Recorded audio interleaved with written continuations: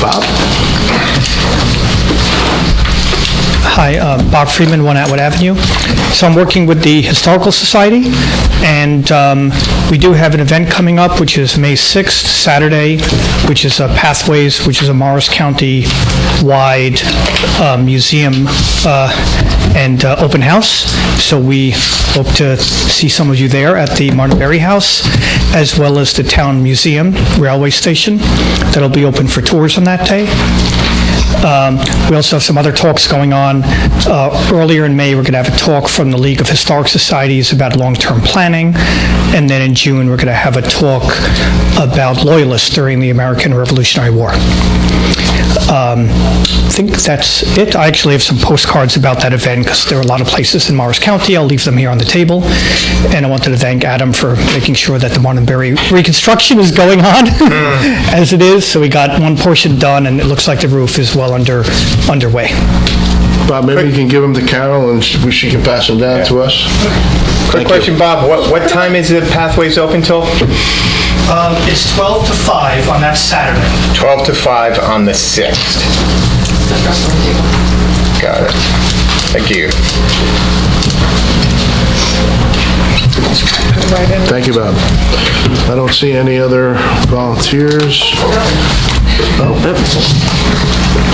Is this public comment, or are you a volunteer on a committee? Volunteer. Okay, come on up. Hi, do I have to state my name and everything? Just your name, no address. Isabella Basile. Could you spell that? Isabella Basile. B-A-S? S-I-L-E. Thank you. I am here with Propel today. So good evening, my name is Bella Basile, and I am a graduating senior at Pequannock Township High School and a student member of the Social Equity Council, which is the community outreach portion of Propel Pequannock.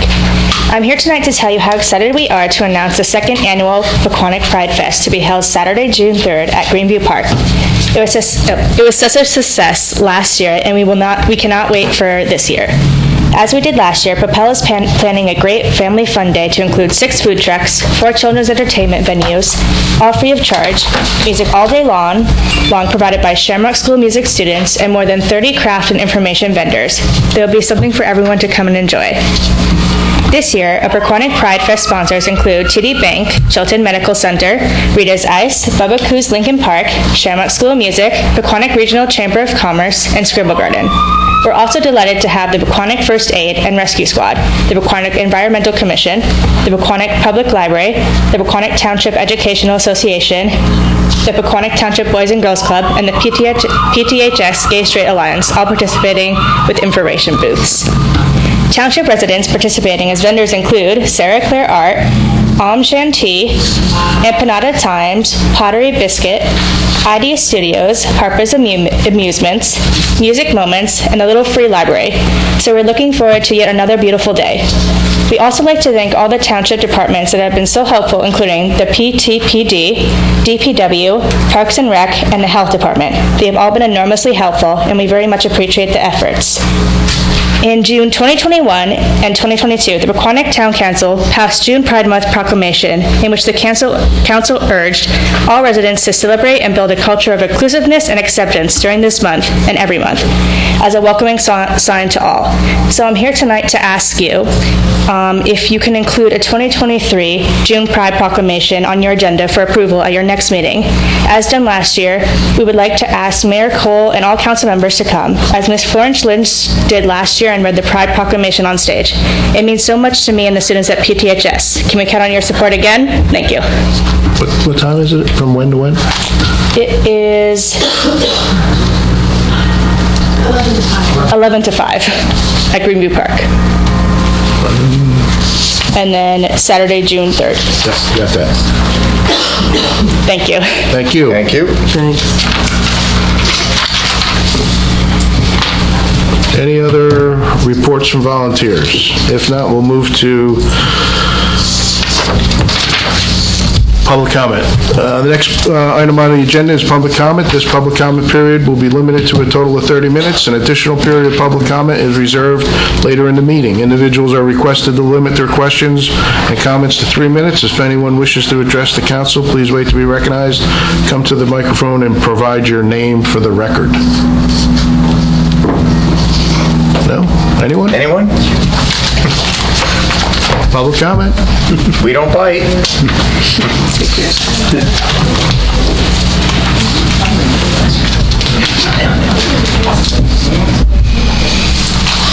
I figured you were here for something.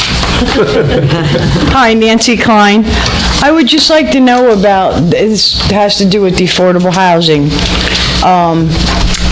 Number 121 in Chatfield was on Zillow, up for rent. And I was wondering if you could tell me anything about that one, why they're not allowed to rent, and why it's on Zillow, up for rent. I believe once it came to our, that someone had alerted us to it, we sent it to Piazza. The matter was referred to the Affordable Housing Enforcement Agent, who is Bob Grant, the construction official, who sent a notice of violation at summons. So it's going to be taken care of where it can't be rented? Well, we can enforce the law. The problem is, as we've talked about in the past, we have the ability to issue a summons and pull someone in municipal court.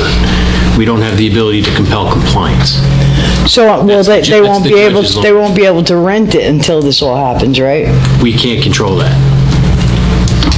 Okay, that's what I don't understand, why that can't be controlled when we all get a letter every year that says we're not allowed to rent affordable units. The ability we have to enforce it is to issue a summons and bring the matter to municipal court. So we can, and the court has the ability to fine. But as far as the compliance issue, that's for the court to deal with. Okay, thank you. Any other comments from the public?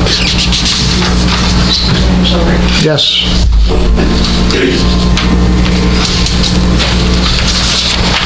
Hi, my name is Susan Zudema. I also live, I'm sorry? Could you spell your last name? Sure, it's Z like zebra, U-I-D-E-M-A. Thank you. I also live at the Glens, and that was a matter of concern for us, as people have been coming and asking where this unit is located. So thank you for addressing that. There are some other concerns at the Glens within the affordable housing units. One is that there are several units that are owned, unfortunately, and there's a lot of drug dealing going on there. And I know that the police department is fully aware of it. Unit 107 in particular is a major problem in that area. People come late at night. They're driving in and out of the parking lot. I've had some altercations and incidences with that particular individual who lives there, who is not an owner. He lives there by proxy, I guess. And it's just a matter of public concern and safety. I live in a private community. I pay an exorbitant amount of money in taxes and maintenance fees, and I should not have to be in fear when I'm out walking my dog late at night, that, the place is not being patrolled. I mean, why do the police not come and patrol at least nightly? It's been brought up so many times to the police department that they need to come during the day, they need to come at night, but they're never there. And I know because, unfortunately, my bedroom faces that unit where I continuously see cars in and out of there doing their deals. We've called twice this past weekend to have the police come out to handle two separate matters. They came, they left. We have an individual who's laying in the middle of the parking lot, screaming and talking to himself, clearly very high. He's skateboarding, he's throwing his skateboard up in the air. It's just a matter of safety for all the residents concerned. Unit 107, the individual apparently gets kicked out of his unit and goes and lives in the laundry room. And we've called the police, and nothing is done. Our maintenance man tells me that he addressed this with the police department. He gave them a key, and he was told that if someone calls, no one needed to be involved, no one needed to give their name, the police would come and they would have access. But when I called the other night, they made me give my name, my address, and they came and they left. Nothing we can do is what they told me. So I'm not understanding what the rules are with the affordable housing and why nothing can be done. It is a matter of safety and concern for all of the residents in that area. Quick question, Mayor, can I ask a question? Ask me or ask them? Ask them. Sure. All right. Do you have any cameras in the laundry room? Unfortunately not. How many laundry rooms, so between Each building, I believe, has a laundry room. each building? Just the affordable housing, which is, unfortunately, I live directly across from it, so I am directly affected. But there's no cameras. I was told that they can't put up cameras without Wi-Fi, and there's no smoking signs posted everywhere, and yet they go in there, they get high, they smoke cigarettes. Is there low-income housing at both of the Glens? Yes. Are there problems at both of them? Do both of them also have washer and dryers? All the low-income buildings. So each Right. building has a Each space? low-income building does. I'm not aware of any issues that are ongoing in the Tudor side. But more of this an is issue on definitely an Chatfield. issue on Chatfield, and it's a nightly occurrence. It just doesn't stop, and I've asked, we've had the police come to our meeting, our HOA meeting, and I've asked, like, why can't you come and patrol at night? These are the hours that they are coming. They're coming between 10 o'clock and 2 o'clock in the morning. Unfortunately, my bedroom is right there, so I see the cars coming and going. But they don't come. I mean, I know who's coming and going because I can see the cars coming and going, and it's never the police department. That's what our tax dollars pay for, is for the police to come and keep us safe and patrol, and they don't come. They'll come when you call, but by then it's too late. I make the phone call, they're in and out in, under 20 seconds. They've got the whole thing set up very nicely. So, isn't there anything that can be done? Can't we have a patrol person, in the parking lot at night? Unfortunately, I've caught individuals in the back lot doing very inappropriate things. Sexual intercourse in the parking lot while I'm trying to walk my dog is just, it's not fun for me. And, to be attacked, by this individual telling me, that I'm sneaking up on him. Well, you don't belong in the parking lot doing those things. That's why you have a unit. I'm sure Mr. Brewer will talk to... Yeah, I appreciate your concerns. I will follow with the police department and share your concerns. I think one of the things that we need to just be very careful about, though, is the presence or absence of an affordable unit doesn't change the enforcement of the law.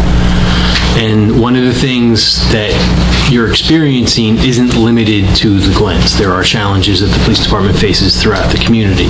But that said, I will absolutely reinforce your concerns with the chief, ask him if there can be any dedicated enforcement or specific follow-up on the unit you referenced.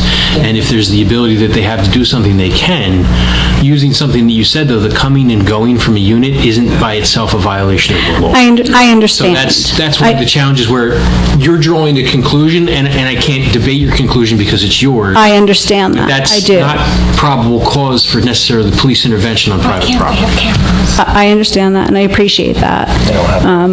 But I also know that, that particular unit has seen a lot of action, and I know that the police department has been there on numerous occasions, and I know that individual has been, arrested and summoned on numerous occasions. So I know you say it's an assumption, and you're right, like I don't have direct proof. I'm not out there watching exactly what's going on, but everybody knows what's going on, and it is a safety concern, especially, I'm a single woman. I purchased in a private community so I could feel safe, and I don't feel safe. It's just not a safe environment. And as I said, I completely appreciate your concerns. I'll follow up with the chief. If you want to leave me your contact information, I'll even ask him specifically to contact you directly so you can share what you believe and know with him, and if there's action that can be taken, the police department will. But again, private property, police powers, it's not as simple sometimes as we would all like it to be. I would just like them to patrol more often. I just really feel, though, there's just no presence there, and there needs to be. They need to patrol there. They patrol the town, and we are part of the town, and, we are a very large part of the town as far as, tax profits go. So it is a major concern, and they should be there. Understood. Okay. I have another quick question. Yes. You brought up a great point. What about doing trail cameras? This way, the thought is if somebody is, let's say, living by the washer and dryers, one question is it open 24 hours? It is not. Well, I shouldn't say that. There is a key. There's access by key. So the residents of that building, of Building 1, each resident has a key. I know there's signs posted that says it closes at 10 p.m. I don't know if that's enforceable. I do believe at some point there were cameras placed, but those individuals found the cameras and destroyed them and took them down. I have a Ring doorbell that captures some of the action, but it's literally just cars coming and going. I've been outside when they do their exchange, so I've seen it, but, again, I understand that it's hearsay. I can't say what they're exchanging. I know. Well, the good thing about the rings, especially, unfortunately, you have to pay for the extra amount, so it saves the pictures, but if enough residents have that, and if something is going on, that is the best evidence, because the police need that evidence, so they would be able to take that from you and your neighbor and patch it together to know what's going on. Yeah, but I think the problem is she doesn't feel safe, so I would like to see that we get a little more patrolling going on. We don't want somebody not to feel safe to go out and walk their dog in this town. The biggest problem with patrolling, though, is it's a point in time. And clearly, these are not foolish people, per se. It seems like they kind of know how to work the system. So we've got to figure out a way to... Well, if they see enough police presence, maybe they'll stop and move their business elsewhere. I don't know what you mean by a point in time. The average citizen does not know when the police are going to roll down their street or pull into their parking lot. Right. And I would imagine it's not going to happen every day at the same time. Right. It's going to be sporadic around the time. But at least it's going to be a surprise. At least if we ramp it up there for a little bit, maybe it'll dissuade people from doing stuff, and maybe we can ask that, we want people to be safe. Yeah, I agree. Yeah. Thank you. Thank you so much. Thank you. Sharon?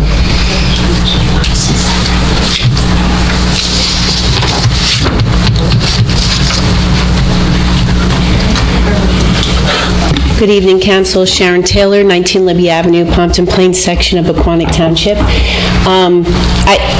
I don't live in the Glens, but if someone's crying out for help, please make sure that you attend to them.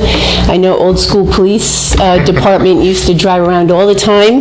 They know their ways, and they were able to help a citizen that was crying out for help that way. So just please reach out to the police department and have them take care of it. Just another question about the low-income unit that's being rented. Do we have an ordinance for that? We do. We do. So if someone's violating it, it goes through the court process, or it's not something that the council intervenes with it? No, it goes to the court. It goes to the court. Just like, and the analogy I'm going to use is if you speed, a police officer can't keep you from speeding, but when he catches you speeding, he issues you a summons. So it's the same dynamic. If someone's doing something they're not supposed to do, the penalty is the issuance of summons. Okay. If I had the ability to compel compliance with ordinance without any of that stuff, life would be a beautiful place. Okay. So just one more question with that. What ordinance is that under? So I could look it up? I don't know off the top of my head. It's under So affordable housing.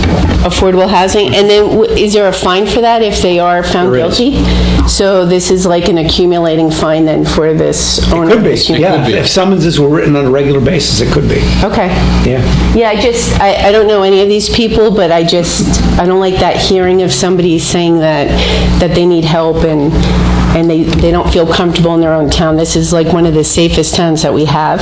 So there should be no drug dealing and all that other stuff going on. So it's something to be recognized. And then just one last thing about that. In terms of cameras and with the board, isn't there a council for the Glens? Yes. A board. So is there any way, oh, you are on the, oh, Kathy, there you are. You don't recognize her. How are you doing? It's been years. She's retired. So I was going to say, does the council bridge then with the board, with the Glens on something like this, or is this just handled by the board there? Well, if I just... Are you allowed to talk? And no skateboard park there. They came to us, and we said, this is a police matter, these things. We can't handle this, and we asked them, if you want to come speak to the police matter is here. Okay. Not with us. Okay. We can't. Yeah, I remember because there was, and things that were going on, and Rocco used to do the low-income housing too. Right. So there was always a lot of talk about that with taxes and back payments and things as well, so. Okay, my answers are fulfilled. Thank you, Sharon. Any other public comment? I just have one. Hi, it's just me again. I just was wondering, the other unit that was renting, Adam, that one, is that one getting like a fine too? Is that gonna be is she still getting fined for renting? There were several summonses before the court. I haven't checked on it since I thought we'd made good progress, so I haven't had an Well, update in a she's while. out, that's 100% progress. But I mean, as far as the unit, it's empty, and I just don't want to see somebody else come in there and start all over again. I can understand your concern. That's outside of our control, though. So, That is out, there's nothing you can do about that, right? well, it's private property. So whether it's an affordable unit or it's a private home, if someone owns it and it's not occupied, that's not anything No, for I municipal mean, if there intervention. was somebody to come and live there and it wasn't her. If there's a violation of the town's ordinance that can be enforced, it will be enforced. The scenarios that present themselves become too plentiful in the hypothetical. Yeah. So, quick question actually to Adam, and what I'm hearing is, on one hand, the person that actually put it for rent in the public, that's kind of an easy one to get, right? But when you have a situation... That's an easier thing to enforce, and in another circumstance, it takes the incredible effort of good residents to assist and help with. So if somebody is renting it to their friend, that's really hard to prove, and like, how would you go about something like that? If somebody is renting a unit and it's clearly not the owner, a friend or even family. I think you're allowed to do it to family, correct? No. No? You're not allowed to let your family live there? Not rent. No, not rent, but you're allowed to let your family live there for free. With you. The owner of the unit has to live there 9 months out of the year. Okay. Yeah, with you. They'd have to be with you. You have a census for every person. I think, without getting into every possible circumstance, There is a challenge. It's challenging to deal with. It is very hard to prove, and that's the issue. Is it needs to be able to be addressed in a court of law and proven, and it's private property. So there are challenges associated with it. Well, like the one that we were speaking about, was able to get the lease that the renter showed me. That was given by the owner. That was the incredible effort by the private resident. Right. About police work. Yeah. So that was something that was able to be addressed. That's kind of cut and dry, right? Yeah. The challenge is being able to prove it in a court of law. And that's where it goes beyond thoughts, beliefs, assumptions. And whenever there's evidence and whenever there's allegations, we engage. It's not something So once you have the evidence, then you can... Once there's a complaint, we engage, and if there's evidence that can be gathered that can be brought to court, we do. There's scammers out there everywhere. Yeah. And there's good scammers. Thank you. And just for clarity, so if that is restricted from when it was built, right, as low income, and forever it's supposed to be low income, so if that family or person sells or passes away, it then would be sold at a certain rate, which is low income, to another person that qualifies for that? Correct. There are a number of scenarios that can happen. Yes. But if there is a transaction to take place as an affordable unit, it must be to a qualified applicant at the established price. It takes forever, though, Right. when you catch somebody, it takes forever to... Well, that's the same thing with anything, right? That's a problem that we have enforcing in anything. There's a certain procedure that we have to do, and it's not easy. All right. Any other public comment? Kathy? I didn't see you behind the post. I'll get you next. You'll be the last one after Kathy. Hi, Kathy Winterfield, 1206 Chatfield. One thing is, you've outsourced this now to Piazza for several years now, and I believe they're required, the people who live there, to provide a census, and they're supposed to certify that they're living there. Do you have 100% compliance with that? We didn't for the first year, and I think there were, I don't want to speculate on the number, dozens of summonses issued, and all individuals who did not comply were brought to municipal court. Okay, so many of these rentals that we bring up are probably those people who were issued summonses. It could be, or it could be people falsifying documents. That's true too, but that's a whole other story. But they have that Right, but they're certifying that they live there. The process that is required is being followed. Okay, all right. And I noticed in the budget that you're doing tonight, there's some money in there. It's like 20,000 for COA. What is that? It's a line item I saw in the budget. You want me to point it out to you later? I will. I was wondering what it says. Is that the? It says COA. Is it the administrative agent fee? I don't know what it is.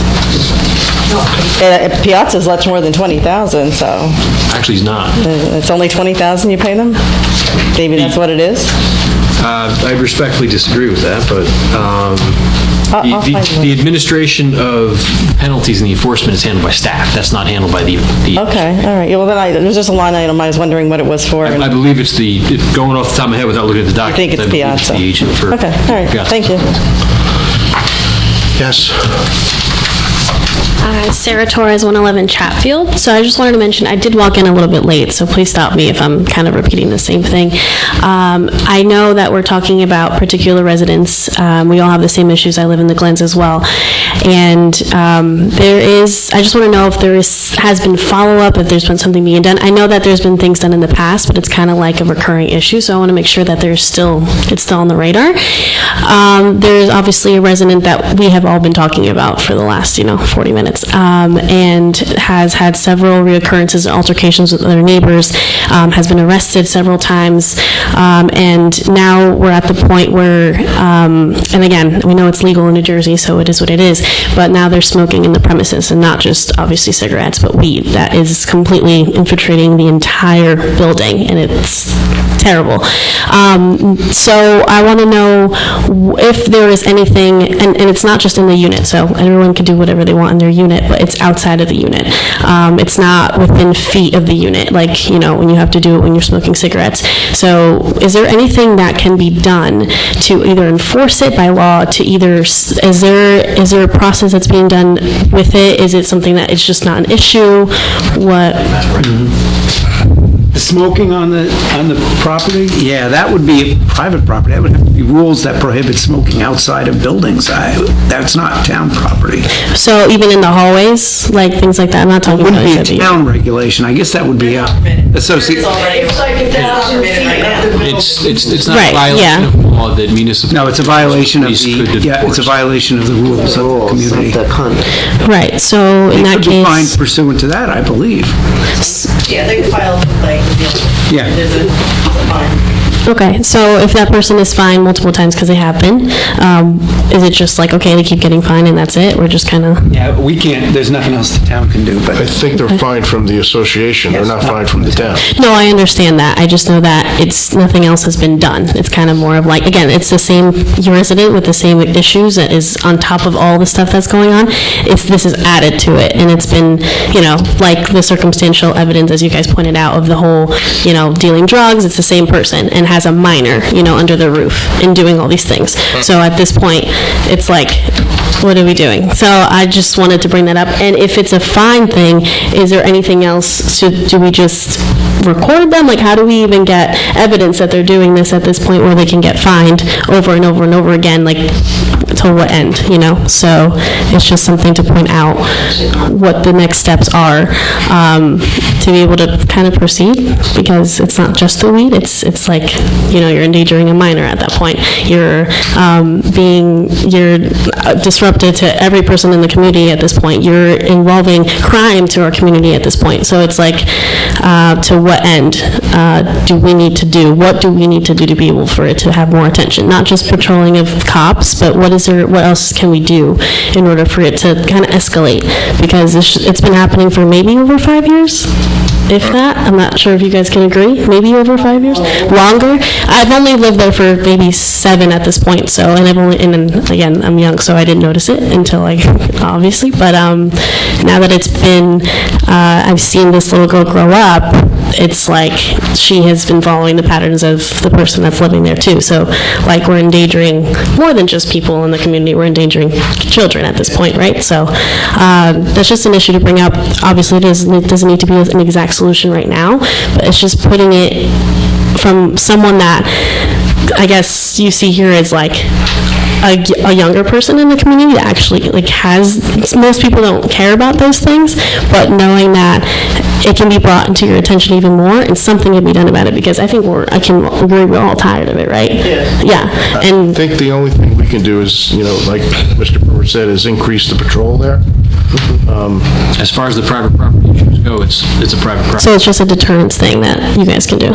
Well, we have the ability to enforce the law, but again, just because it's a presence of an affordable unit, it doesn't change the dynamics of private property. Okay. All right, thank you. Thank you. All right, so we're about at 30 minutes, so we're going to move on to the next agenda, which is the public hearing. Welcome to the public hearing for the 2023 municipal budget. Before the hearing is open, Resolution 20R 2023-105, which is provided for the budget to be read by title, will need to be adopted. Is there a motion to adopt the resolution? I'll make that motion. Is there a second? Second. Roll call, please. Mrs. Florence Lynch? Yes. Mr. Hurd?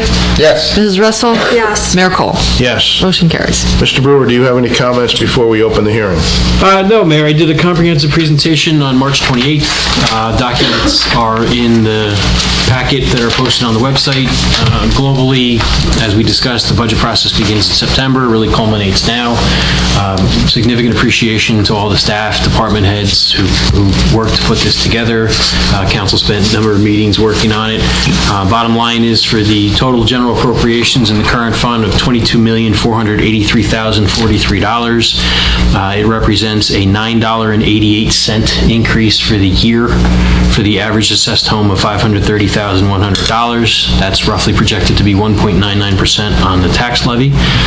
We have a robust capital program where we're replacing a significantly expensive piece of fire apparatus without the issuance of debt, so that capital approach continues.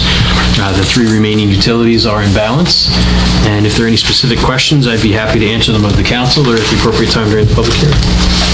Yeah, any comments from council? Nope. Is there a motion to open the public hearing for the 2023 municipal budget? I'll make that motion. Second? I'll second. All in favor? Aye.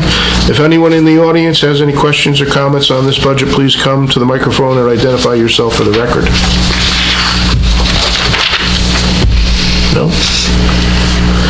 Is there a motion to close the public hearing? I'll make that motion. Second? I'll second. Roll call, please. Mrs. Florence Lynch? Yes. Mr. Hurd? Yes. Mrs. Russell? Yes. Mayor Cole? Yes. Next on the agenda is the adoption of the 2023 municipal budget. Any further comments from Mr. Brewer? No, sir, unless there are any questions. Any other comments from council? Nope.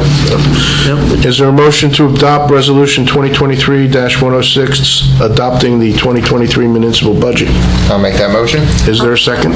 I'll second. Roll call, please. Mrs. Florence Lynch? Yes. Mr. Hurd? Yes. Mrs. Russell? Yes. Mayor Cole? Yes. We have a budget. All right.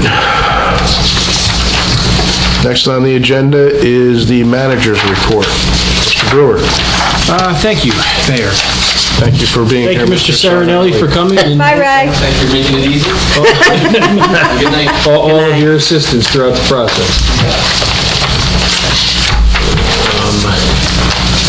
Jumping around. 4 quick items, some pertaining to things scheduled for the agenda. First, local recreation improvement grant. I'm pleased to report that the Township of Pequannock applied for assistance through the Department of Community Affairs for $60,000 to support the Greenview Park lining project. We've made application for this grant opportunity in the past and were not successful. So my compliments to Mr. Russo, Township Engineer, and everybody involved. As we like to talk about, I love to do stuff in town with other people's money. Yes. Great job. So congratulations to Mr. Russo and like I said, the staff on that. Next item, council in 2022 sponsored a mental health awareness table that's to be installed in Greenview Park. We had decided a May 13th painting party. Is that still on? And a May 20th ribbon cutting. The Mental Health Association reached out to ask if 10 o'clock in the morning was good for both days for those events. May 13th and when? Saturday, May 13th and Saturday, May 20th. Yeah, I looked at my calendar. The only thing I saw on that day, I think there's an Eagle Scout thing on that day, but it's probably later. On the 13th? On what, on the 20th? On the 13th, and then there's casino night, but that's not until night. I don't. Eagle Scout do we have on the What Eagle Scout do we have on the 13th? Why did I think we did? We have On the the 30th. first aid casino night. Yeah, that's at night. What The time Eagle is the Scout is on painting? the 30th. The proposed time from the association was 10 a.m., but that was just for the purposes of, that works for them. If the council had something I'm okay different. with they that. I want to mean, it seems like it would be fine, but I just noticed that. I think it was for Tyler Salomon. No, we're just bringing We're just, this. oh, okay. Yeah, because his project was in Wayne. Okay. I'm hand delivering his proclamation tomorrow Got it. to So his that's the residents. day it was, but, okay. I'm fine. I'm fine. Ben's getting married the night before, so I don't know how. I'll have a ton of family in town too on the 13th. Oh, so that's true. I'll do my best to be there. Okay. Yeah, it's very early in the morning. That's right. Yeah. My son's graduating the day before, so I don't know if I'm staying over the night. That's Do we wanna okay. ask her Melissa to and be- I will paint the table. Either that or you can ask for it to be moved. you guys or really it sounded want it. like it was already set. No, it's not set. That was just their suggestion. So if there's something I mean, the council wants to come I back should with, be able to better stop by for a little bit, I'm okay with it. And again, for the benefit of the record, my compliments to the governing body. Sometimes council sponsor things with taxpayer dollars. The 5 members of the governing body took money out of their own pocket for this, so it was actually sponsored by the individuals, not the town. All right, so May 20th is at what time? 10 a.m. 10 a.m.? Both So 10 they're a.m. both 10? 10 a.m. Okay, Yes, and I'll send out a reminder via email. Perfect. thanks. This evening for public hearing and potential adoption, we have a Willrue Parkway median parking prohibition based upon complaints and issues experienced by residents and failing to resolve it in any other matter. This was a recommendation from the Township Engineer and Chief of Police. And lastly, based upon concerns raised for safety and discussion and direction by the governing body, there's an ordinance to establish a stop sign at Woodland and Elm. If there's any questions, I'd be happy to answer them. Otherwise, that concludes my report. All right, I just added those things to my calendar, so thank you. Thank you, sir. Next on the agenda is public hearing on ordinance number 2023-06. Ms. Marsh, please. Ordinance number 2023-06 is an ordinance amending Chapter 340 of the revised general ordinances of the Township of Pequannock and prohibiting overnight parking on the Willrue Parkway grass median. Any comments from council? Nope, we talked about it. So no parking from 12 at night to 6 in the morning. Yes, sir. Is there a motion to open this to the public for the public hearing? I'll make that motion. I'll second. All in favor? Aye. If anyone in the audience has any questions or comments on this ordinance, please come to the microphone and identify yourself for the record. Is there a motion to close the public hearing? I'll make a motion to close. Second? I'll second. All in favor? Aye. Is there a motion to adopt this ordinance? I'll make a motion to adopt ordinance 2023-06. Is there a I'll second? second. Roll call, please. Mrs. Florence Lynch? Yes. Mr. Hurd? Yes. Mrs. Russell? Yes. Mayor Cole? Yes. Next on the agenda is introductions of ordinances. Ms. Marsh. For the council's consideration is ordinance number 2023-07, an ordinance amending Chapter 340 of the revised general ordinances of the Township of Pequannock and providing for an additional stop intersection at Woodland Place and Elm Road. Mr. Brewer, any comments? Nothing beyond my report, unless there's questions. Are there any comments from council? None. No, sir. No, let's just... Is there a motion to introduce this ordinance on its first reading? I'd like to introduce ordinance number 2023-07. Is there a second? I'll second. Roll call, please. Mrs. Florence Lynch? Yes. Mr. Hurd? Yes. Mrs. Russell? Yes. Mayor Cole? Yes. Next on the agenda is introductions for ordinances number 2023-08. Ms. Marsh.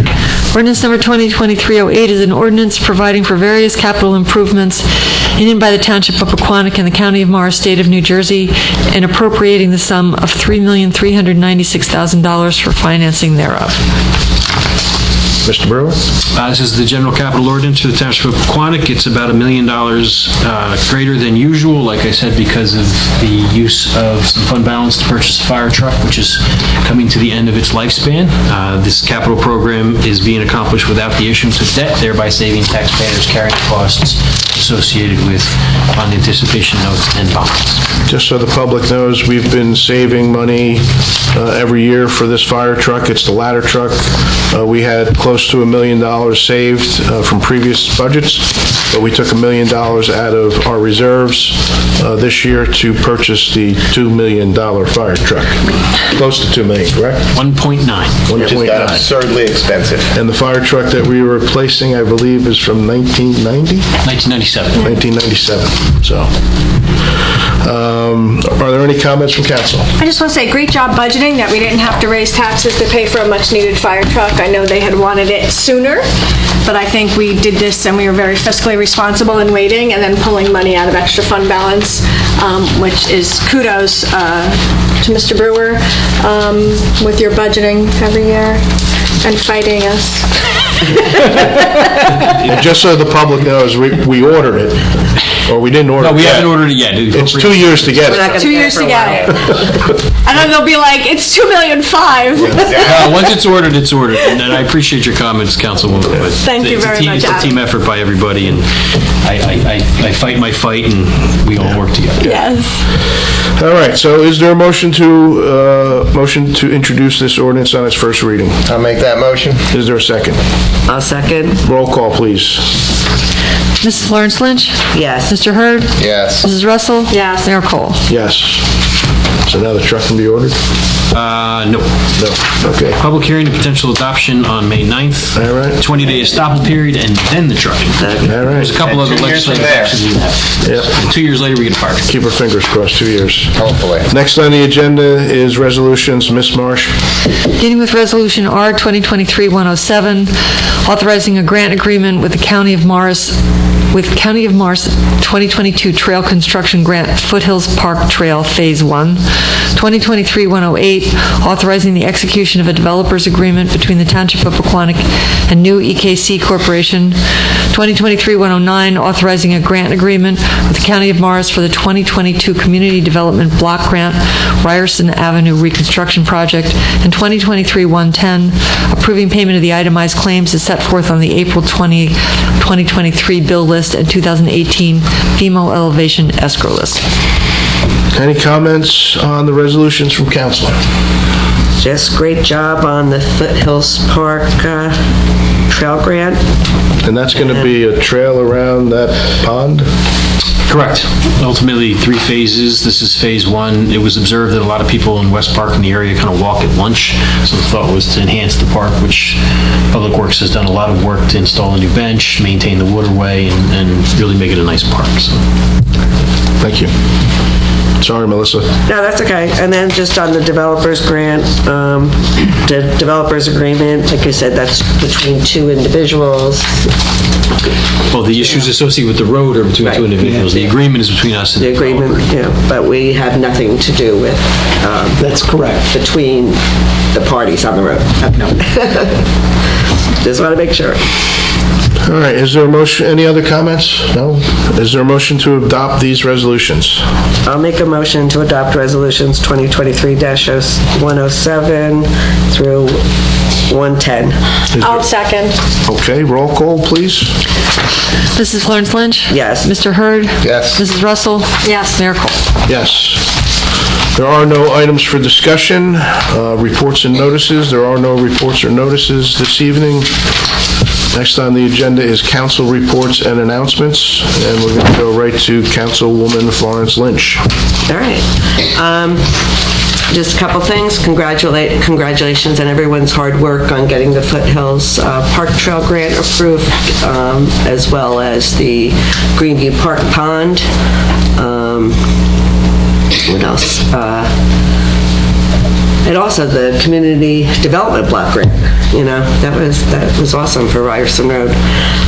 Just a couple of quick things on my committees. The Senior Advisory Committee met. They're working to navigate services for our seniors and working to pull together a list of programs available at the senior center and just help disperse the information. Bye, Kathy. Oh, she was just, work with, let's see, I talked about this last time, that they're working with Parks and Rec on updating the website to make it more user-friendly for seniors as well and their families to find information on programs and services. Let's see, what else? The Flood Committee, they met. Jennifer McCulloch has, you all got a copy of her report. I know she's requested another meeting to understand the holdup with the FEMA maps.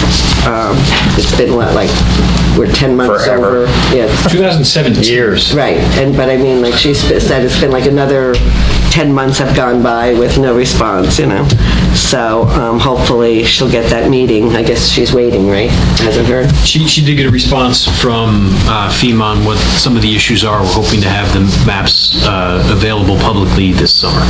Okay. So they did provide a response. I don't have the full response, but... Right. Approved or? No, just released. Okay. The letter of final determination will be forthcoming sometime thereafter, but the hope is if they release the bad maps and everybody's using the bad maps, we can release the better maps and get rid of the bad maps. Yeah, it is very confusing. It's hard. It's the federal government.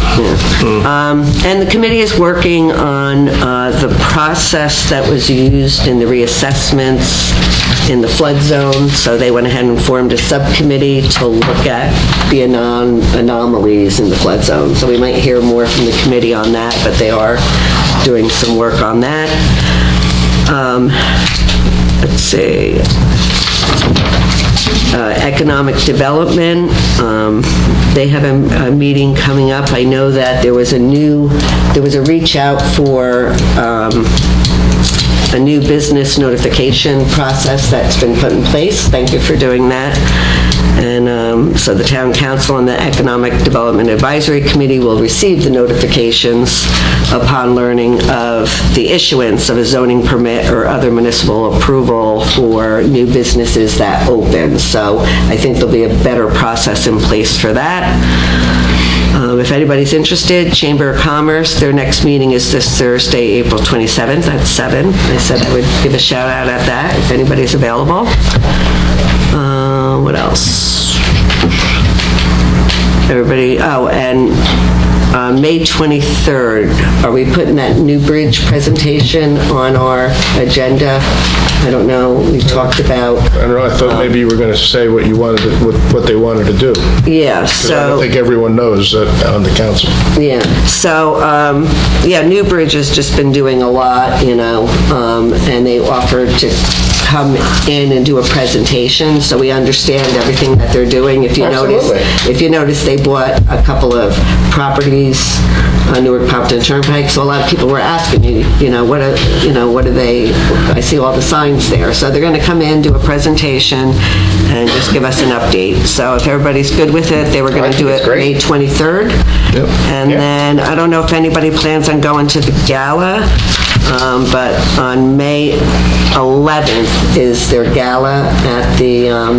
New Bridges Gala. New Bridges Gala. At the castle. At the castle. It is $200 a ticket. Did we get something? Well, I didn't get anything on I that. think we did, unfortunately, I can't Did remember. you? Yeah. We got something. It is $200 a ticket. I do plan on going, if anybody plans on going. I was planning on going with, I know you guys might be interested. I know Rotary is getting a table. I know you're not going to be available, right, Mayor? I have the rehearsal dinner Yeah, tonight, you won't be so available, but if anybody else wants to go. I can't miss them. I do think they're not comp tickets. We have to purchase them. What else? If anybody's interested in that. Can you tell them about 10 minutes for their presentation? Do you think that's fair? 10 minutes? Yeah. We do have one other presentation anticipated for the 23rd, so I'll reach out to all parties. Okay. 10 minutes. And I Short and believe, sweet is better. and a proclamation is being, and one of the ones we signed. It was. There's going to be a proclamation presented there as well. You're going to present it the night of the gala. Yes. Perfect. And if that's Yep. okay with Works for everybody, me. so if anybody else can go, it's great. They had asked for that. Yep. So, what else? The other thing I wanted to bring up was about appointments on vacancies on the committee. If you remember in the past, I think there was even a process put in place about mid-year, if you have vacancies and somebody had put an application in, that we would have that opportunity to do appointments. I just wondered how everybody feels about that, and, mid-year is coming up, or do we want to look at filling any of the vacancies of applications that came in? Did we actually agree to that, Carol? No, it's you can. You can. Yeah. Okay. Yeah. I mean, So I guess the question is... We've done it both ways. We've Right. done it where we said, no, we're only doing it once a year, and then we've also done it where we said mid-year, if there's really a vacancy. And if we also do it, if, there's an opening on the planning board or the zoning board, those need to have Yeah. both Need to ready, have so somebody for we can do that at any time. But do we have applications like that came in after we appoint it? There was For now? a few. I know there was one on the flood committee. I think we need to have a process, right? So we would have to have like an opening for applications for end of year that we appoint beginning of January, and then anything from there, and an application opens again, January 31st through June 1st, and then we appoint July kind of a thing. Thank you, everybody. Thank you. Bye, thank you. But here's a question, does that mess up the schedule then? Because if we start applying mid-year, then 4 years from now, when their No, time they is would up... fill a vacancy. No, they're with filling a whatever. vacancy, They would so fill a that- vacancy. So we would So it's only like- appoint It's as if they were vacancies. starting... It's only Got it. vacancies. So, Okay. so I talked to... That might work. I talked to Carol and Dave, and they said bring it up and see how the rest of the council feels about it. I wish people just would get everything in by the end of the year. Or, at the end of But the I mean, year. if there's somebody really, on some of the committees, they're even still attending the meetings, even though they're not officially on the committees. Well, the meetings are open, they Yeah, can. they're Right. open. Yeah. So it's up to you guys. I mean, I'm fine with it. If everybody else is, we need 3 people to say they're fine with it, and we can, do it. I really don't have an issue with it. Do you want to see who's Carol's gotten after we made the appointments? Yeah, why don't we do that? If Carol could just email do out. that? Yeah, I'll email it out. Anyone that... Yeah, I don't know how many there are. any application that came in after we made the appointments. Correct? And a list of vacancies, I assume. Yes, please. And then, real quick, the only other two things, I'm sorry, I read that letter about the Eagle Scout Tyler. I didn't realize that was Wayne. I just saw the May 13th date, so we don't have to go to anything there. I saw two things in our weekly things that Carol sends out. One was on this puppy mill ordinance. I don't know if anybody saw that. I've seen that before. I know we don't have any pet stores, but they Not something we have to worry about. But it's suggested that when you don't have one is a good time to put that ordinance in place. I don't know if anybody feels that that's something we want to look at or not. It just talks about if somebody was to open up a pet store, you wouldn't want them to sell cats and dogs. So I don't know. It was one I saw. I don't know how anybody feels about that. The other one I saw was on the nationwide food drive for letter carriers. Did you guys see that one? It was just in the announcements, and it said, supposedly nationwide, including the letter carriers in our town. They're going to be doing a food drive in town the second Saturday in May, and it's nationwide, and they're going to be collecting non-perishable food donations on May 13th from people's front steps. I love the idea, but I'm going to be biased because our Boy Scouts and our Girl Scouts collected for our own food pantry in town. So I was going to say, we have our food pantry in town. I'd rather support my food I just saw it, and it pantry, said, please but get I the love word out idea. to the residents, so I'm just mentioning it. I think the two local post offices, I think it goes to our food pantry, but I could be wrong. You could be wrong. Yeah. Okay. I'd love to check on that. Yeah. Is it in the email?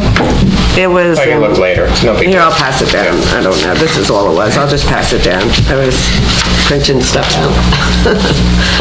And other than that, I think I'm done. It'll be delivered to a local food bank. Okay. Then I'm okay with it. So I guess that's what they do, is bring it right here. Yeah. I could check with Frank, my mailman. Yeah, just ask. You leave it on the door, or you leave it by your mailbox? Yeah, you leave it out right in front by your mailman. Kind of the same for me. Yeah, but it's good to tell everybody, and if they're going to be going around collecting them and bringing them to our food pantry, then why not, I'll find out. All right, thank you. And this was the other thing, but I don't know that we need to do that. That was on the no. But that's it. All right, thank you, Councilwoman Florence Lynch. Councilman Hurd? Thank you, Mayor. First thing I have is Pequannock Township First Aid Squad is having their casino night, May 13th. Doors are open at 6 p.m. $75 to get in, but unlimited beer, wine, and soda. That is a great buffet. A full catered buffet. Yeah, it's been a while since they've done this, so I'm excited. It's exciting that it's back, and you get $60 in play money. So, good luck. All proceeds go to First Aid Squad, and it's definitely a fun night, or at least it has been in the past. Yeah, I'm sure it will be. Chamber of Commerce. I went to the Chamber of Commerce last, I guess it was a week ago, and it was a combination between Lincoln Park and Pequannock, and I gotta tell you, it was great, because a bunch of people showed up. Finally, people are coming out after COVID, which I love to see, and they were really, a lot of networking going on, and I was excited, so that was it was nice to see. At A&A, right? That was at A&A down in Lincoln Park. It was great, it really was, lots of people there. This morning, I had coffee with a cop over at King's Kid. A lot of people kind of came through. That was great. Had a lot of fun. Had a lot of coffee. Probably should have had a little less coffee, but it was all good. Yeah.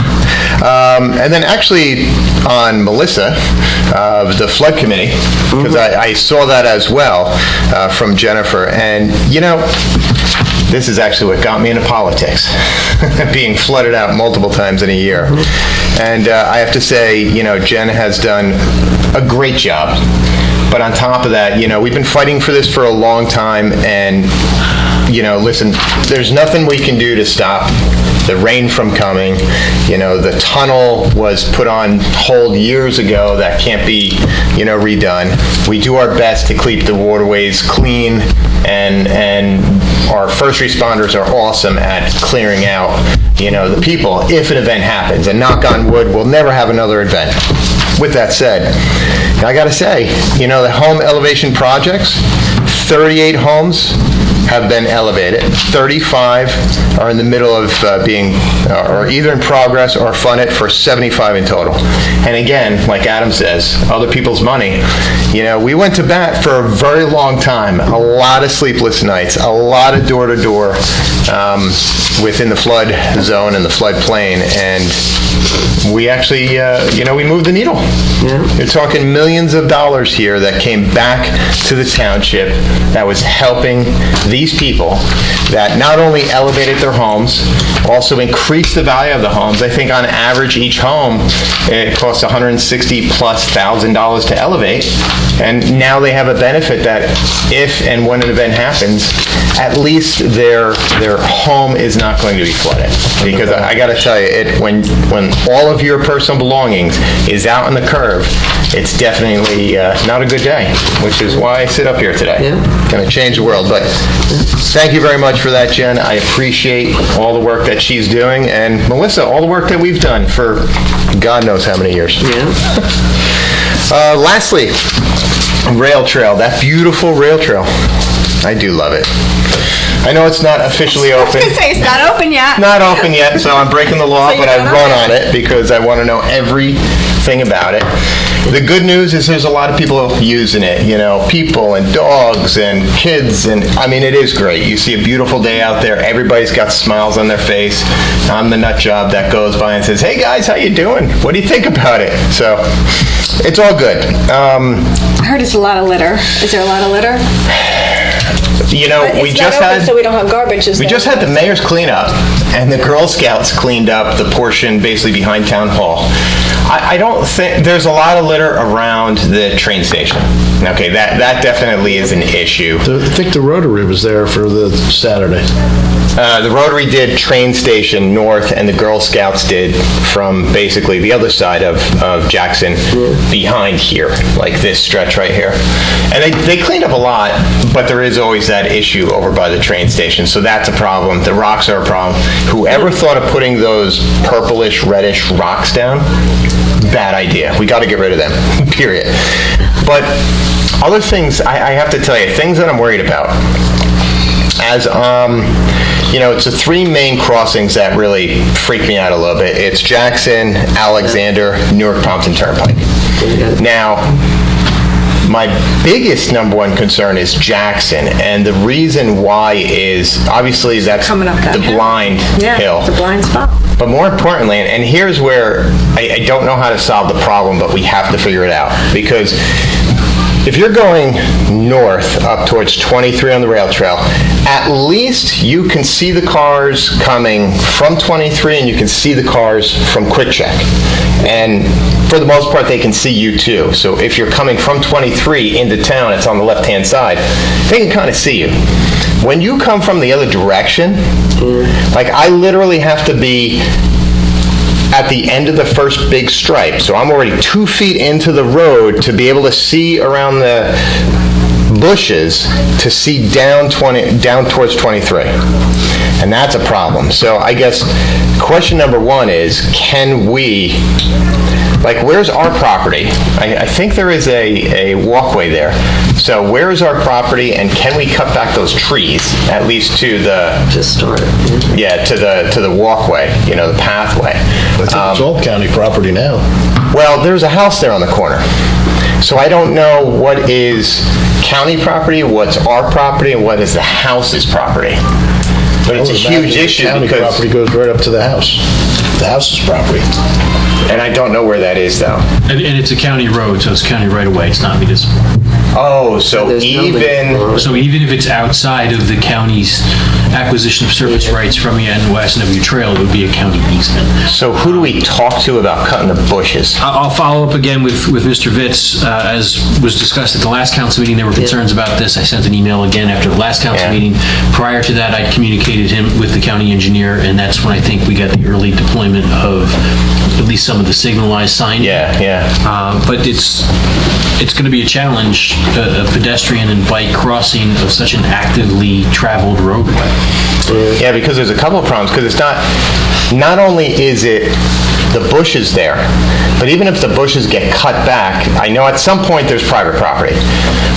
It's just a horrible place for trees and bushes, because when you are coming from 23 into town, and on the right-hand side is Quick Check, you're on top of that house before you can even see, even if the trees weren't there, kind of sort of down, that's going to be a problem. And the second problem is, if you are, kids don't pay attention in the first place. We already have this issue around town, right? Kids are driving around, they come out in front of the cars, knock on wood. There hasn't been any horrible accidents, but I mean, some of the times it freaks me out, plain and simple. Maybe they need to put a stop sign on the Ballard. Well, each way.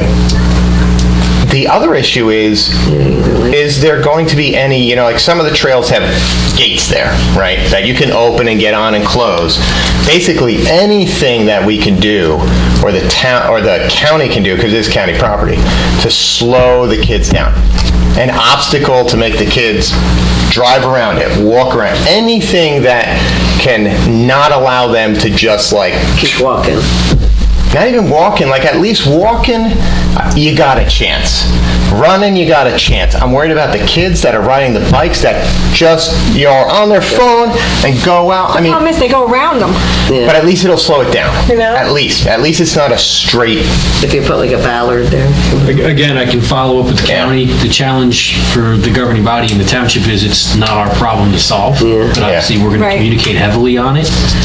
So I will reiterate the concerns to Mr. Vitz and ask the question over whether or not there'll be a physical impediment to proceeding from the trail directly onto Jackson. Yeah, I know Morristown, the Great Swamp and stuff has, they have head ends where you park, and sometimes they have just the gate thing. It forces you to get off and push a bike as opposed to Exactly. I'm just looking for some way to slow them down. I don't know what's called. It could just be a wooden ball. Yeah, exactly. I don't care, So that's a concern. Other concerns is and unfortunately, this is just one of those situations that everybody talks about the rail trail. The rail trail is going to be great, and it is great. It looks beautiful. It's an absolute asset to our town. And then all the unintended consequences, right? It's the railing over at PV Park. It's the crossings. It's how do we deal with if something happens on the rail trail? Obviously, we're first responders, but, for example, I run north, I go 123, and I see a bunch of kids kind of over by the river. Too many kids. Okay, I run back. Another day goes by, their kids are back in school, so I run, and I remember, they're over there. So I went by the leaf pile and not down, because we do have a walkway that kind of parallels the river that we're trying to get the river walk to go from there all the way to the Wayne area. But up there is this, I want to say, the He-Man Club. Clearly some kids put this mishmash of stuff there. So, today it's pretty much nothing, right? It's just a cool hangout. But it got me thinking, because prior of this has been a unimproved path. You kind of have to hike to get there. Maybe you'll see the horses on it. But now the unintended consequence is it's really easy to get down there, which also makes it really hard for our police to get down there, which then would be compounded by a gate there. Basically what I'm trying to say is, how do you deal with these issues? There's been kids hanging out underneath that trestle for years. Since I was in high school. Since I was in high school, that's where they, not me. Not you, I knew that, yeah. No. I'm just, just bringing up questions as, we see it. What, do we have an agreement with the county that our police can write tickets on it? Or if something happens, do we just have to hold that person and wait for county? And I know this gets really gray and complicated. Yeah, I'm hearing a lot of different issues. One, if there's a lot of different questions that I have no idea what if there's an encampment, for lack of a better description, that would fall under the responsibility of the property owner to mitigate or address. So if somebody's living there. Or there's an established hangout with, I'll say, improvements, with asterisks for improvements. That would be the responsibility of the private property owner. With respect to first response due to an emergent issue, any responder is going to be responsible for responding. So if there's a legitimate emergency, the police department and our responses are going to be the first people able to get there. It is a county park, so like other county parks, the sheriff's department, because the county park police disbanded, is responsible for patrol. But how much patrol is actually going to happen, I don't know. We have yet to see. I think, unfortunately, this is an amazing thing. It's a neat thing. It's a new thing. Exactly. With anything else like that, there's going to be growing pains associated with dealing with the various issues that are presented. Yeah, I just, as I'm just whiteboarding here, what are the things that are within our control? And then what are the must-haves and would be nice to have kind of a thing? And then how do you deal with it? Again, it's new to us. I think it's great. It's a wonderful asset to our wonderful town. I just got a couple concerns, that's all. Other than that, thank you, Mayor. Thank you. Councilwoman Russell. Okay, couple of dates coming up. Opening day, Saturday, May 27th for PV Park. Beach party, Saturday, June 17th, 12 to 3. Admission is free for members and non-members. You already mentioned the first aid squad. June 23rd is our fireworks show over at Pequannock High School. June 10th, Pequannock Fire Department 100-year anniversary. Wow. May 13th, very busy day. We have a rain barrel workshop also, and the bench painting and the first aid squad. June 10th, we also have the pollinator garden dedication for the environmental. They may have switched that date though, so I have to double check on that. Don't forget Pathways on May 6th, as was mentioned. Go and visit the Martin Berry House and the train station. It's nice to see everything. Friends of the Library is buying various museum passes, so you can go and get a museum pass for free from the library, which is kind of cool. Get to see MoMA and all the fun things. I have a question. On the bill list, there was a lot of refunds for the egg hunt, and there was a big debacle about that. I heard about that. Going forward, I think we really need to have somebody address it, because from what I understand, it's been happening many years in a row now, where the people get there at 11 o'clock and the eggs are all gone. Yeah, and they were told to be there at 11, and people just go, so.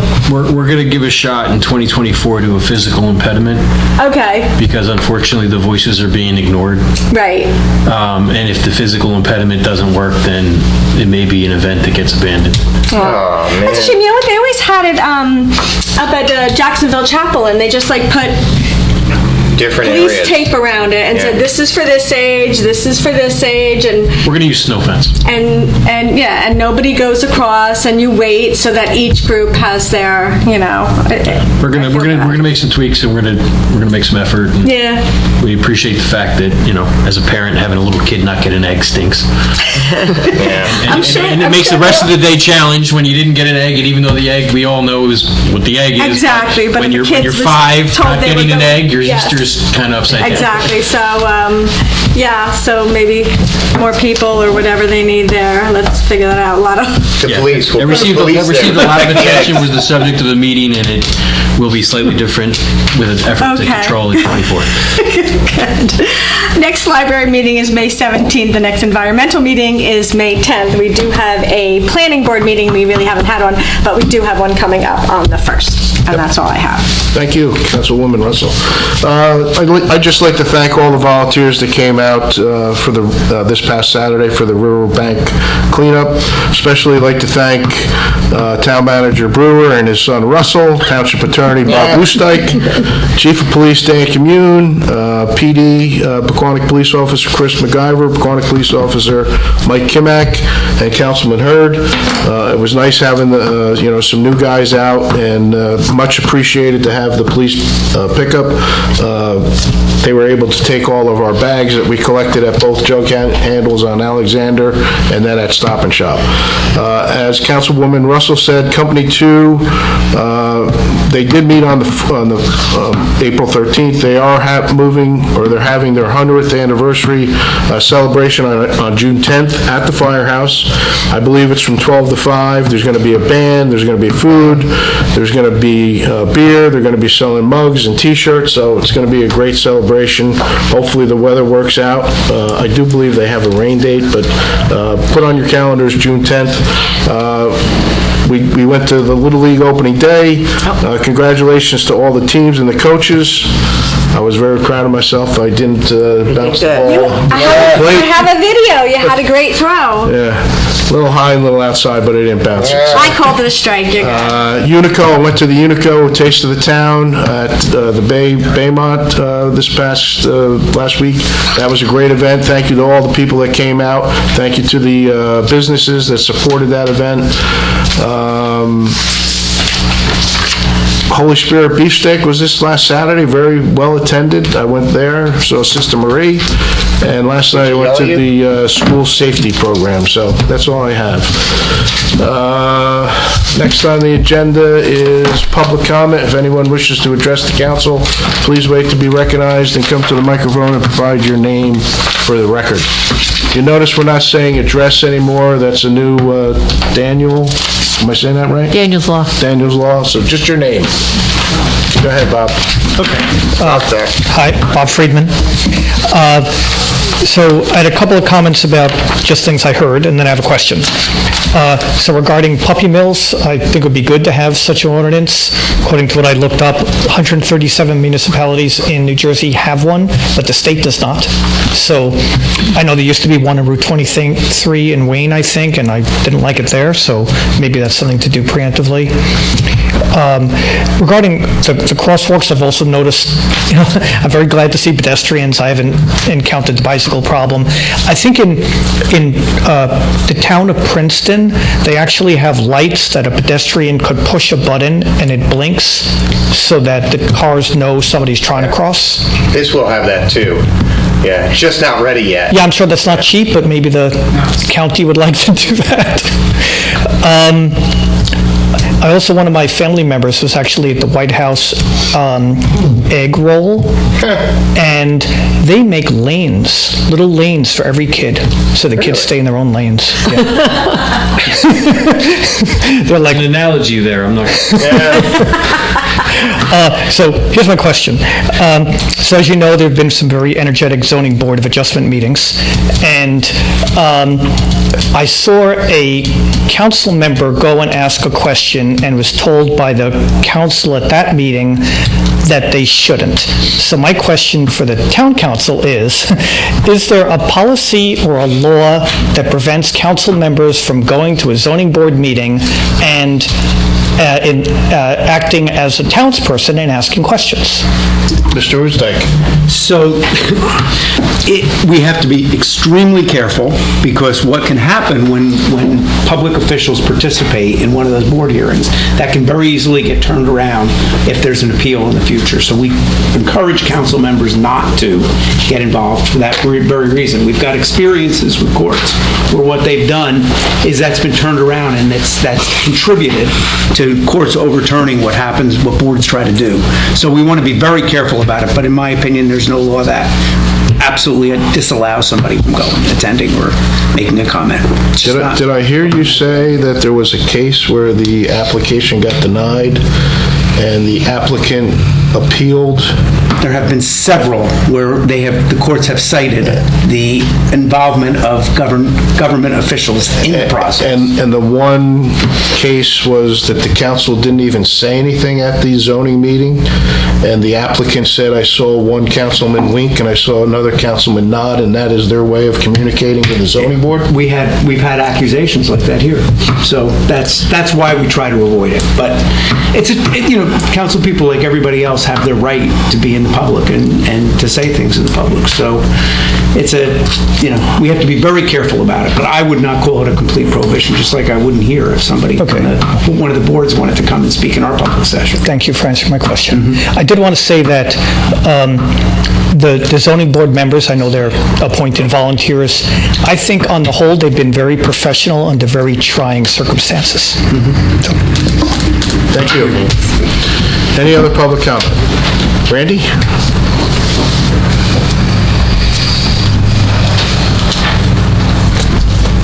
You got to wave your hand if you want to. Do you want to come up again? I can't see you behind the post. Yes. Oh, yeah, I get that. Okay. All right. After Randy. Randy Chamber, nice to see everyone.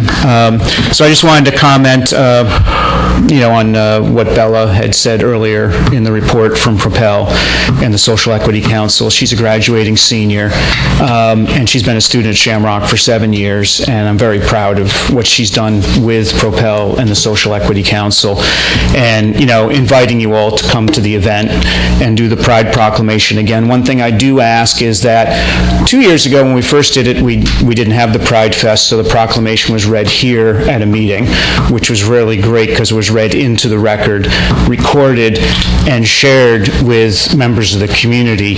And I will say that when that happened, there were literally people that cried when they saw that happen. And then last year when Melissa came and read the proclamation, which we are very, very grateful for, that had another effect because, the group of people there were very happy to see that. But this year I'd like to ask that both be done, that it be read into the meeting here so it can be read into the record, as well as if you can make it to, and would like you to see that support at the event, that as well. That would be great. Really appreciate it. On a completely different note, I was unfortunately in a car accident at the famous Hopper and Boulevard intersection a couple weeks ago. Officer Cole came and not this officer. Not that officer. It was very fast. I have a new iPhone 14, so it called 911 in the crash. So they were there before I even knew what happened. And my car is completely totaled. But it just... Everybody I told the story to, they're like, why is that flashing light no longer at that intersection? It's so dangerous. So I don't know if that's ever been addressed. I'm sure it has been. But is there any conclusion on that as to whether that should... I think there should be my side of it. I think there should be a stoplight there. I think there should be a stoplight there, just like there is at the other main intersections, because the Hopper is so wide that... Apparently, people don't think they need to stop. So supposedly there was a broken telephone pole that was owned by Verizon, and the light that was there got lower with the broken telephone pole, and a truck came by and took it out. Right. We approached the county to put the light back up, and they said, "What light?" There is no light at the corner. I have no record of the light. So supposedly what happened was the town had a blinking light that they took down from another intersection that had a new street light put up, regular traffic signal. Right. And we threw that blinking light up there without the county's knowledge. Whoops. Am I correct by saying that? That's consistent with the anecdotes that have been shared with you. So the county says, listen, we don't know anything about the light, so we're not putting the light back up because we didn't think there was a light ever there. So... But to continue on with what you're saying, it's funny you just said that, and I'm glad you're okay. Not too long ago, I was polling some, even officers in town, and people, and I still feel like I'm getting yes, there should be a light there. So, is it something that we can look at for a safety issue? We can request the county. I thought we looked into doing blinking stop signs on Hopper. We had a conversation about it. There were options that were explored. There was a report given back about signalizing the intersection, the associated costs. There were efforts made by the Public Works Department to cut back the vegetation to increase sight distance. There were stop lines, graduated stop lines put in. There was more reflective. I believe we have stop signs on both. Stop signs. One was completely blocked by And is there rumble strips too? They're rumble strips, but they're very minor well, rumble the graduated strips. line. Right. It's not actual rumble strips. Whatever was there didn't work. So It did not. It was enhanced. There was never formal directions given to put flashing stop signs in. There was The budget, we discussed it, you were going to have a meeting with all 4 people who live, because sometimes the blinking bothers people them, walking. right? Didn't we discuss There was this? discussion about it, but there was never direction given. Oh.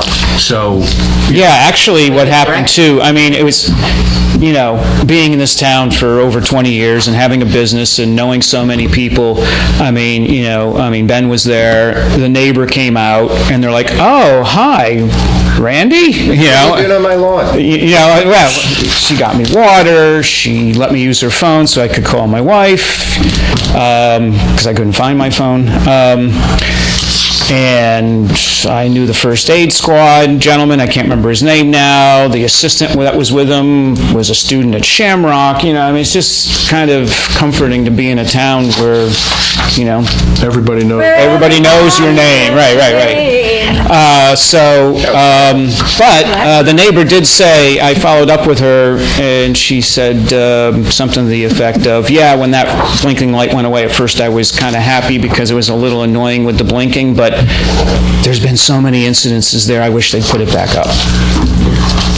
So, I don't know. There's a light at Sunset, right? There's a light at, I don't have all my streets memorized, Jacksonville, and then there's one more, I don't know, adding a 4th. And I'm sure, oh my gosh, what, in the afternoon, I mean, I'm on Van Riper. I feel like it takes 10 minutes to be able to pull out on the boulevard. There's just a line of cars of people driving through our town. Can we decide? Yeah, there is. The blinking light back there? There's a line. we cannot. It's the county's road. It's a county road. Yeah, I know, yeah. So and I'm going off of a recollection of a document from years ago, so please include that caveat. Yep. My recollection was we could do things on our street, but if we wanted to signalize the intersection, we would have to signalize the intersection. So you mean like a regular... Like a red, yellow, green... We couldn't, the county doesn't do blinking light, the blink... My recollection was that wasn't one of the options that was presented by the county. Can we ask again and see what they say? But, I mean, I'm not in favor of putting a traffic light there. I'm not either. I'm in favor of doing the blinking stop sign, at least on our street. But I know he had said that it was, the blinking stop signs could be a problem because of the people who live right there. It's 24 hours a day, 7 days a week. Well, no, the new ones. The new ones, it signals when a car's approaching. Right, when the car's approaching, it starts going, and it's all... blinking. Yeah, self-contained. And they're much cheaper now. I talked to them down at If the council wants to direct there to be blinking stop signs installed at the municipal streets across... How about you inquire about it? Can we look into it? Inquire about that. and- Just so I'm clear, what does look into it mean? Well, first I would like to see if the county will put back a blinking light. I would like to check that first as well. Other people's money. Or would the county like... Even though they said there was never one With the there. signalized intersection, they would split the cost with us. Well, no, I don't want a regular traffic light. I want a blink. Well, may I ask why? Why you don't want a traffic light there? I don't know. I mean, I think the last time that we had this problem, we had police, they did a traffic study, or they did the number of accidents, and it didn't require a traffic light.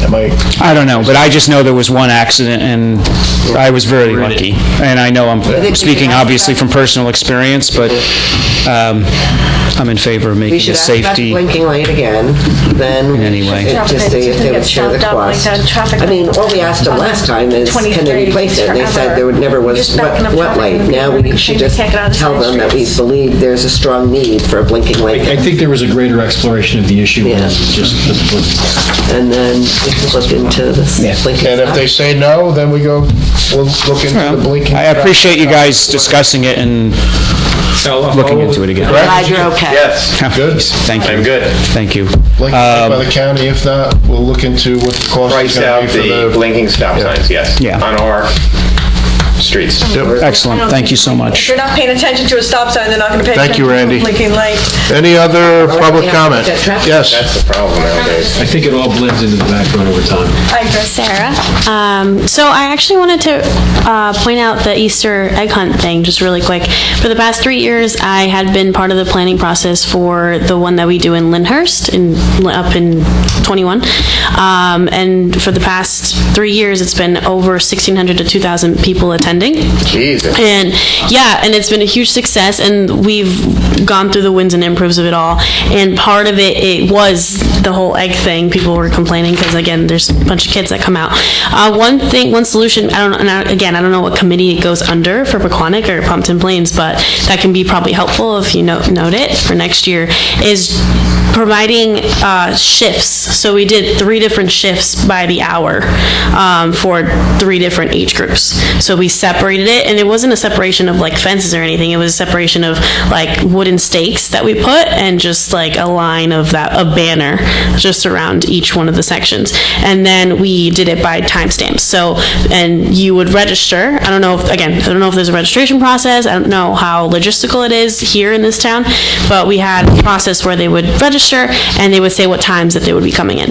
Obviously that requires a little bit more research, but if there's anything I can help with that, I can definitely help. But Quick question. So does Lyndhurst have the young kids come first and then older and then olders come latest? Or are they all still mixed at 3 different times? They are all still mixed at 3 different times, and it has helped, but it's all volunteer based, all of it, right? So it's all volunteer based, and they, being part of it, obviously the last 3 years I've been able to see, like, parents can get very angry, but we've just had volunteers make sure, like, hey, the time that it goes, like, go, like, we just release the banner and the kids go, only the kids go, not the parents, and then the ones that the parents go to, it's from a certain age, I think, till like 4 years old, and then after 4, you're like, hey, the kid can go by themselves, because it just avoids them being, all the eggs. And we did stuff 2,000 eggs, all volunteer based. So a lot of eggs. Yeah, it's a lot of eggs. Yeah, and it was over. Up and downstairs and see Barb Malloy in the Parks and Rec. Yeah, so it's solvable. It's just coming up with another solution. Coincidentally, my office actually did an Easter egg hunt the following week at the same location at Greenview Park, and I think they used again, it was all volunteer based, and they did the different age categories, but you didn't have to pre-register, so they did it based on the number of people that showed up. They realized there was more little kids, so they changed the age group, but they had 3 groups and they used cones, but they just were very strict at when they started. Yeah. And then, it was over in a flash, but they were just strict. Interesting. Yeah, and then we had volunteers, like, we set up boxes for each shift, and after the eggs were done, we brought up the next box and volunteers spread them out again. So it was like, so that's how it would go, where we made sure that it was spread out evenly within 2,000 eggs for 3 shifts. Great. Yeah. 1,600 people. That's a lot of people, too. It was 3. It was like 3 Thursday nights that volunteers came and were able to stuff the eggs, and it was about 15 volunteers for an hour and a half, and we got 2,000 eggs done in 3 shifts. So great. Yeah, Thank you. that's Thank all. you. Sharon? Thank you. But did they fit all in one basket? That's only Big one one. kid.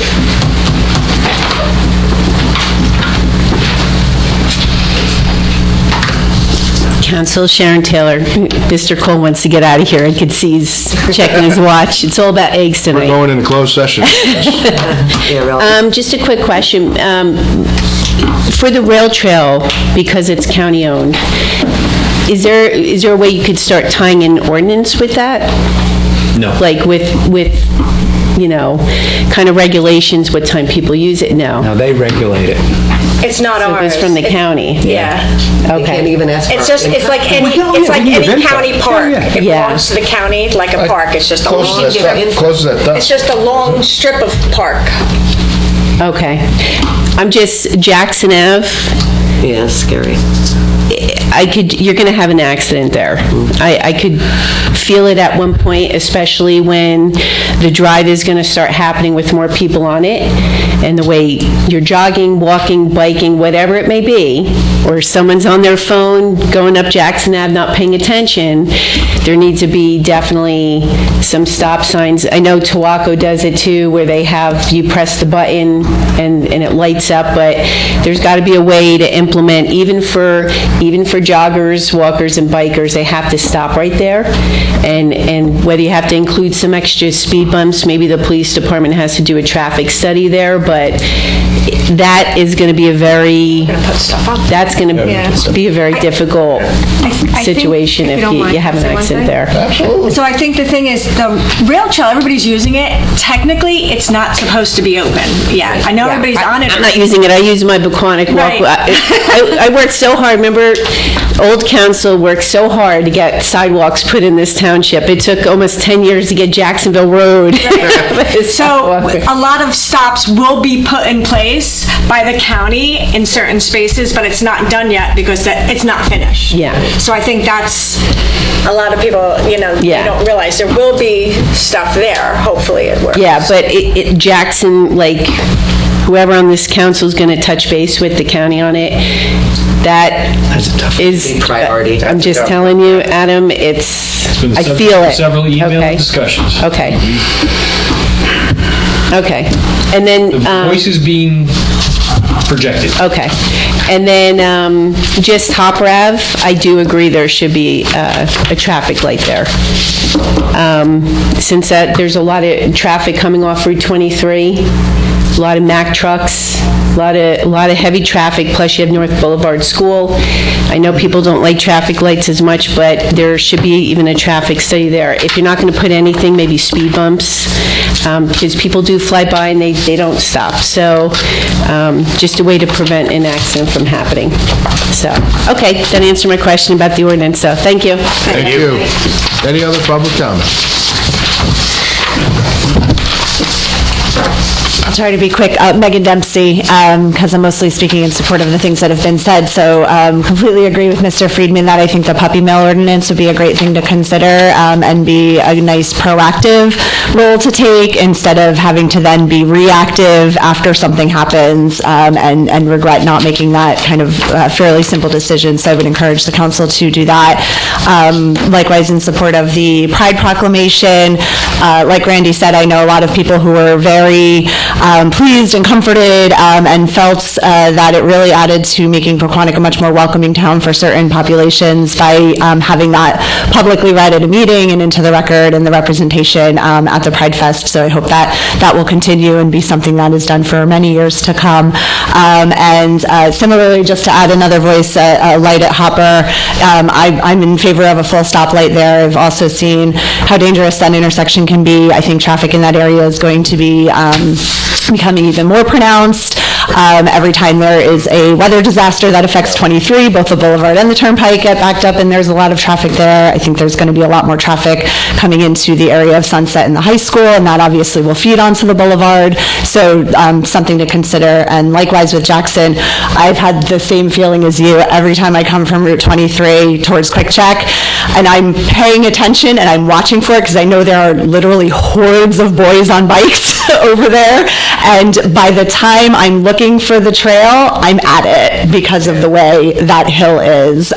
So definitely hope that you can be as forceful as possible with the county, recognizing that it's not only a county trail but a county road, so sort of a double whammy in really needing to convince the county commissioners that this is essential to the safety of the residents and especially the children of Pequannock. So a rumble strip on that Route 23 side coming up just to alert drivers, because I think the people on the trail can do everything that is going to be there for them, but it's the drivers that it's going to be the issue, because people come flying off of that highway, and we know it, and they go flying over that hill past Quick Check. So strongly encourage you. You have the full support of the town behind you, and if you need people to go to county commissioner meetings to get this done, we've got some people here who can make that happen too. So thank you.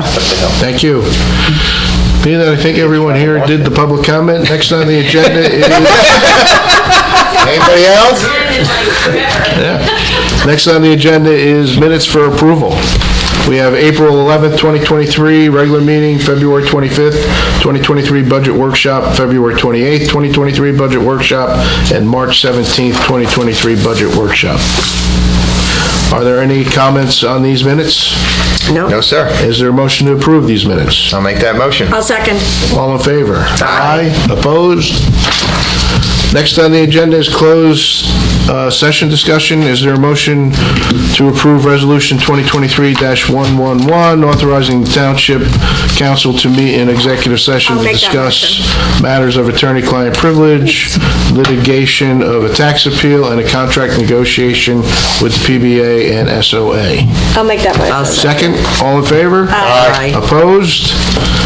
Action may be taken following the closed session. At this time, the public portion of the meeting is recessed to closed session.